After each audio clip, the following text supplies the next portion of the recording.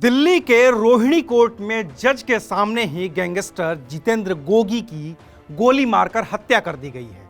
वहीं दिल्ली पुलिस ने जितेंद्र गोगी की हत्या करने वाले टिल्लू गैंग के 2 बदमाशों को भी क्रॉस फायरिंग में मार गिराया है। इस पूरी वारदात में मरने वाला गोगी गिरफ्तारी से पहले 6 लाख का इनामिया बदमाश था, तो उसको मारने वाले राहुल और मोरिस भी इनामिया बदमाशी थे जो टिल्लू गैंग के मेंबर थे। नमस्कार, मैं हूं अविनाश और आप देख रहे हैं अनकट। जितेंद्र गोगी दिल्ली के अलीपुर का रहने वाला था। वो वॉलीबॉल का अच्छा खिलाड़ी हुआ करता था।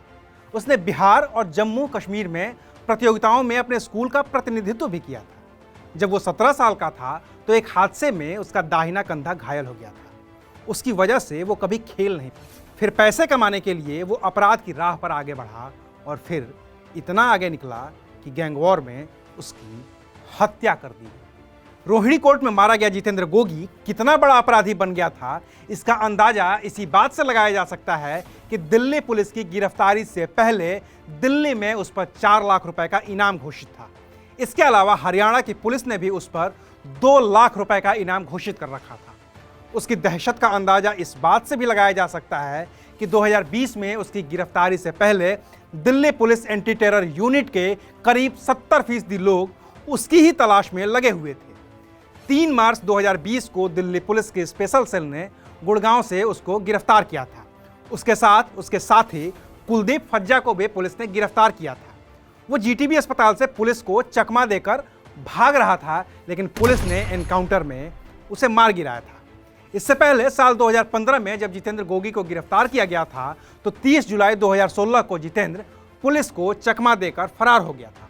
उस वक्त उसे हरियाणा रोडवेज की बस से नरवाना कोर्ट में पेशी पर ले जाया जा रहा था। तब 10-12 हथियारबंद बदमाश बस को रुकवाकर जितेंद्र गोगी को अपने साथ लेकर भाग गए थे।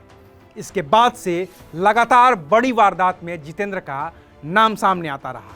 17 अक्टूबर 2017 को हरियाणा के पानीपत में चर्चित लोक गायिका हर्षिता दहिया की गोली मारकर हत्या कर दी गई थी।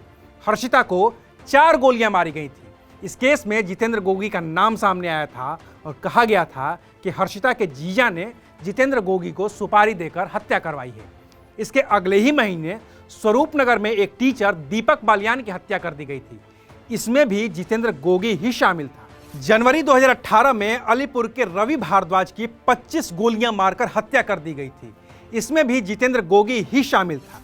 अभी इसी साल 19 फरवरी को रोहिणी के कंझावला में आंचल उर्फ पवन की भी हत्या जितेंद्र गोगी गैंग ने ही की थी, जिसमें कम से कम 50 राउंड की फायरिंग हुई। इसके अलावा 8 सितंबर 2019 को दिल्ली के नरेला इलाके में विधानसभा का चुनाव लड़ चुके वीरेंद्र मान की 26 गोलियां मारकर हत्या की गई थी। इस केस का भी मुख्य आरोपी जितेंद्र गोगी ही था। तब पुलिस ने जितेंद्र गोगी के शार्प शूटर कपिल को गिरफ्तार किया था। इसके अलावा जितेंद्र गोगी ने दुबई के एक कारोबारी से 5 करोड़ रुपए की रंगदारी भी मांगी थी और न देने पर हत्या की धमकी दी थी, और वो भी तब जब वो तिहाड़ जेल में बंद था। जितेंद्र गोगी का टिल्लू गैंग के साथ 2018 में भी गैंगवॉर हो चुका है। उत्तरी दिल्ली के बुराड़ी इलाके में 18 जून को टिल्लू गैंग और गोगी गैंग के बीच जमकर गोलियां चली थी, जिसमें टिल्लू गैंग के राजू समेत 2 और लोगों की मौत हो गई थी। इन दोनों गुटों की गैंगवॉर में अब तक करीब 25 लोगों की हत्या हो चुकी है। लेकिन ऐसा नहीं है कि टिल्लू और गोगी शुरू से ही दुश्मन थे। इन दोनों के बीच पहले गाढ़ी दोस्ती हुआ करती थी, जो बाद में दुश्मनी में बदल गई। जितेंद्र गोगी दिल्ली के अलीपुर का रहने वाला था। जितेंद्र की मां पद्मेश्वरी ने अंग्रेजी अखबार इंडियन एक्सप्रेस को बताया था कि साल 2009 में सुनील मान उर्फ टिल्लू और जितेंद्र गोगी की दोस्ती हुआ करती थी। उस वक्त सुनील मान का जितेंद्र के घर पर आना जाना भी था। वो जितेंद्र का राइट हैंड तक बन गया था।